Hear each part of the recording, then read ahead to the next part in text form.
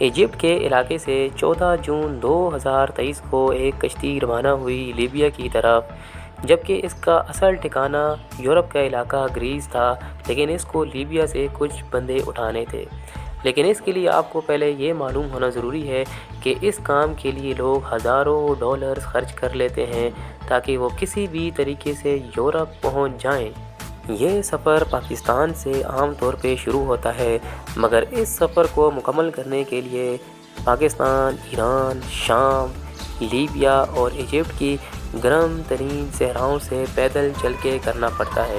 جو کہ ایک عام آدمی کے لیے بہت مشکل ہو سکتا ہے۔ اسی وجہ سے بہت لوگ زندگی سے ہاتھ دھو بیٹھتے ہیں۔ UN کی رپورٹ کے مطابق اس کشتی میں کم سے کم 450 سے 750 تک لوگ سوار تھے، جو کہ اس کشتی کے لیے بہت ہی مشکل ہو سکتا ہے، کیونکہ آپ پکچر میں دیکھ بھی سکتے ہیں کہ اس کشتی میں بندوں کی گنجائش نہ ہونے کی باوجود بھی بہت سارے بندے بٹھائے گئے ہیں، اور شاید یہی ایک وجہ ہے کہ یہ کشتی آج سمندر میں ہی ڈوب چکی ہے۔ مگر حیران کر دینے والی بات تو یہ ہے کہ کسی کو بھی معلوم نہ تھا کہ گریس کے ساؤتھ میں پہنچتے ہی میڈیٹرینین سی میں ایک ایسا ڈیزاسٹر آنے والا ہے جو پوری ہسٹری بدل کے رکھ دے گا۔ جی ہاں، یہ بات ہے 14 جون 2023 کی، جب یہ کشتی سمندر میں جا ہی رہی تھی گریس کی جانب، مگر اس کشتی میں کچھ ایسا فالٹ آ گیا جس نے ان سب کی جان خطرے میں ڈال دی۔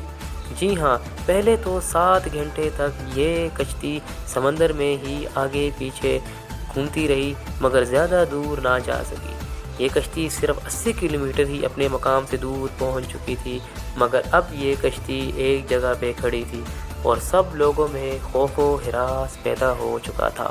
کچھ لوگوں کا ماننا ہے کہ گریس کے لوگوں کو یہ بات معلوم بھی تھی، مگر کیا ہو سکتا تھا جب زندگی نے ہی یہ سب ان کے لیے لکھ چکا تھا۔ اب خطرے کی بات یہ ہے کہ وہی ہوا جس کا ڈر تھا۔ جی ہاں، 750 لوگوں پہ مشتمل یہ کشتی ڈوبنا شروع ہو ہی چکی تھی، کیونکہ اس نے ڈوبنا ہی تھا۔ اس کشتی میں اتنا وزن برداشت کرنے کی صلاحیت موجود ہی نہ تھی۔ اب بات یہ ہے کہ اس کشتی میں کون کون لوگ سوار تھے۔ اس کشتی میں 350 پاکستانی، جبکہ 200 لوگوں کا تعلق مصر یا شام سے تھا، اور باقی 150 سے 200 لوگوں کا تعلق مختلف ممالک سے تھا۔ یہ ممالک عمومی طور پہ غریب ممالک ہی ہوتے ہیں، اسی وجہ سے یہ لوگ یورپ کا رخ کرتے ہیں تاکہ ان کی زندگی میں کچھ پیسہ آ جائے۔ سائنٹسٹ کا ماننا تھا کہ یہ لوگ اب مر چکے ہوں گے، کیونکہ 750 لوگ اگر سمندر کے بیچ ڈوب جائیں تو ان کا بچنا ناممکن ہے،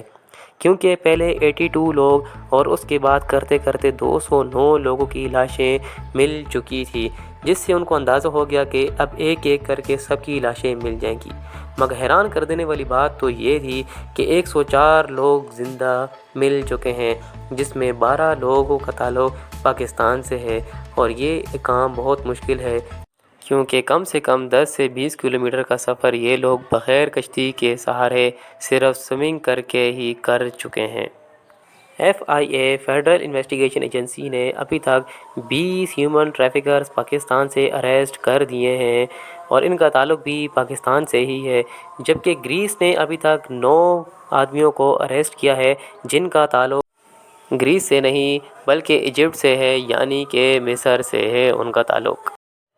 اب جن لوگوں کا کچھ اتا پتہ نہیں ہے کہ وہ کہاں اور کس حال میں ہیں، ان کے گھر والے ابھی دعاؤں پہ لگے ہیں کہ ان کے گھر کے جوان بیٹے صحیح سلامت اپنے مقام پر پہنچ جائیں، کیونکہ ان کے لیے وہی گھر کا سہارا ہے۔ امید ہے کہ وہ جلد اپنے مقام پہ پہنچ جائیں گے، اور ہم یہ بھی امید کرتے ہیں کہ آپ کو ہماری یہ ویڈیو بہت اچھی لگی ہوگی اور آپ اس کو like, comment, share and subscribe کریں گے۔ شکریہ۔